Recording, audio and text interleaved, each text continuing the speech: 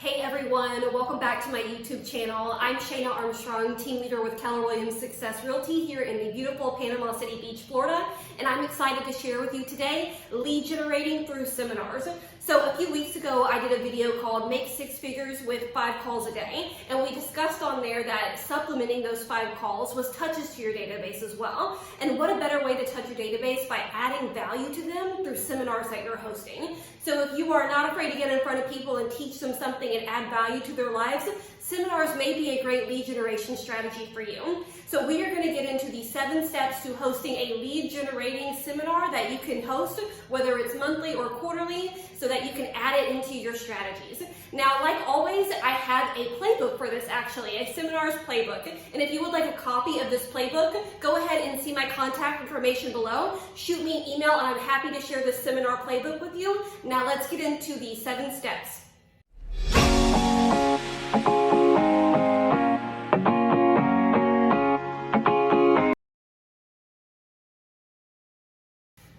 Okay, step 1 for your seminar, you need to understand your audience and choose a topic. If you've read the Shift book, Shift Tactic number 1, Get Real, Get Right, we cannot do everything, right? So you're gonna need to understand your audience depending on what market you're in and who your ideal clientele is. So choosing who you want to speak to, that way you can round them up together and teach and add value to them. So you need to figure out who your audience is gonna be and what the topic is gonna be. So maybe you like to work with military families. Maybe you like to work with first-time home buyers. Maybe you like to work with people who are getting ready to retire and you want to teach them more about going into that phase of their life.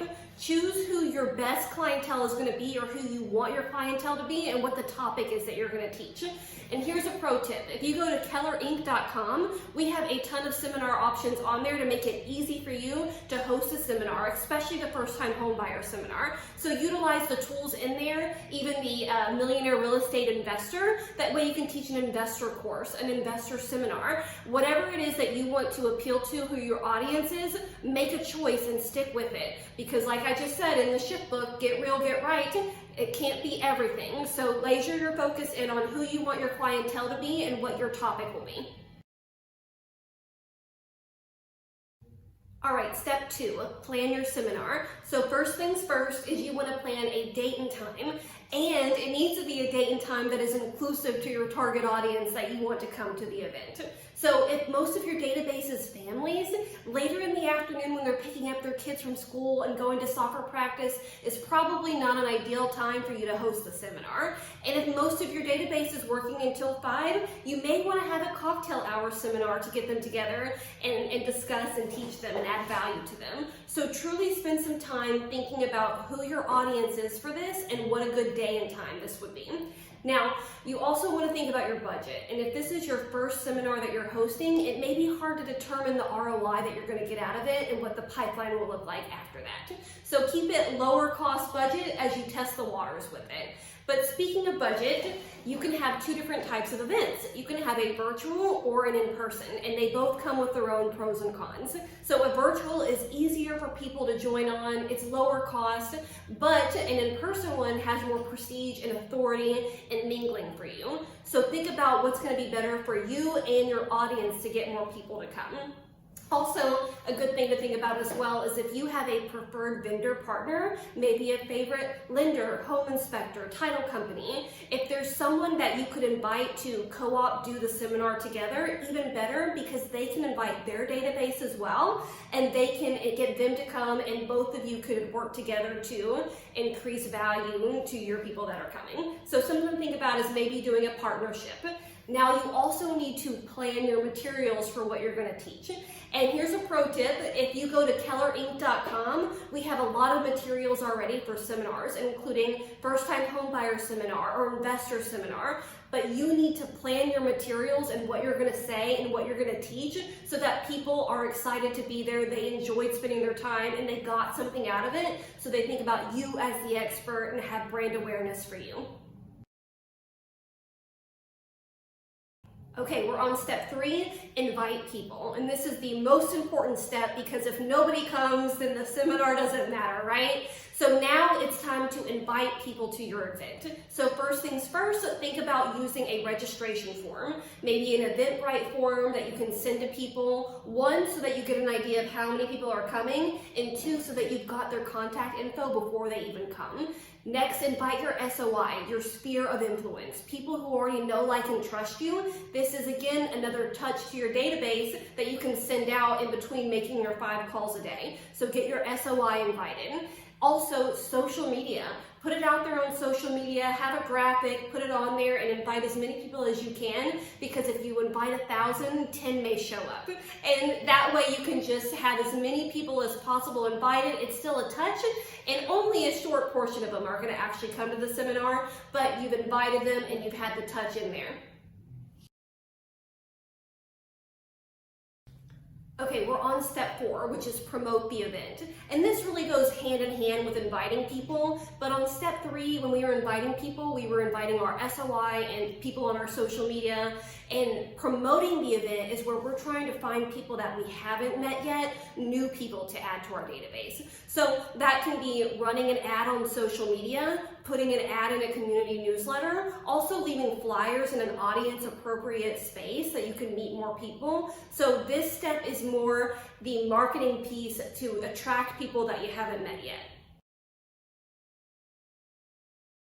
All right, we are on step number 5, which is host the seminar. Now, everyone that has already registered or told you that they were coming should have been sent an email reminding them that the day and time and we're ready to have the seminar. You want to make sure that they feel welcomed as they come in, whether it's virtually or in person. It may be a great icebreaker too, to have them introduce themselves and why they decided to come to the event. Then you want to introduce yourself and your team and your vendor partner if you have one before starting as well, and have all your materials ready to start adding value to them with your seminar. Now here's a pro tip. If you have an extra person that can take pictures and video for you during the event, even better, because we can use that during our follow-up time. Now make sure to leave time for questions afterwards. People may have questions, they want to mingle with you and learn more. So leave some space for questions and be prepared to answer questions.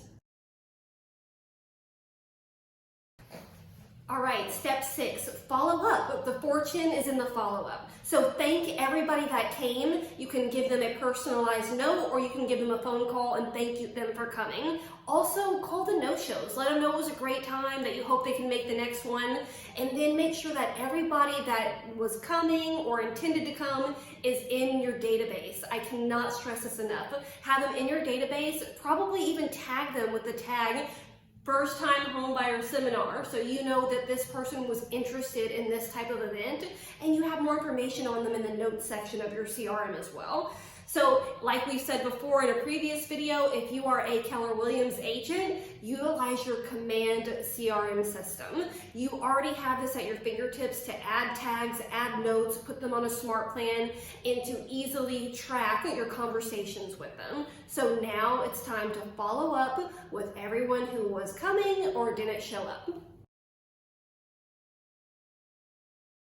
Okay, we are on step number 7, the final step, and that is prospect and market between events. So remember when we were hosting the events, I said have somebody take photos and videos for you. Now it's time to put those into place on your social media business pages and in your newsletters, right? So in those touches that we're doing in between calls, put your pictures in to create FOMO, fear of missing out, with your database, and thanking the ones that did come, just showing what a good time you had, some great graphics and photos from it. It'll help build awareness and brand awareness for you and how you're adding value to your database. So utilize those social media graphics that you've got, take advantage of it, and create good content that you can send out to your database and keep them intrigued with what you've got going on. I hope this video helped you and that you're thinking about seminars as a potential lead generation strategy, if that's the right strategy for you. And again, if you're curious about the seminar playbook, my contact information is below. I'm happy to share it with you, and some pro tips are in there as well, as far as social media posts, how to stay in contact with your database, different things that you can do in Command as far as seminar follow-up. So reach out to me if you'd like to see that, and have a great day.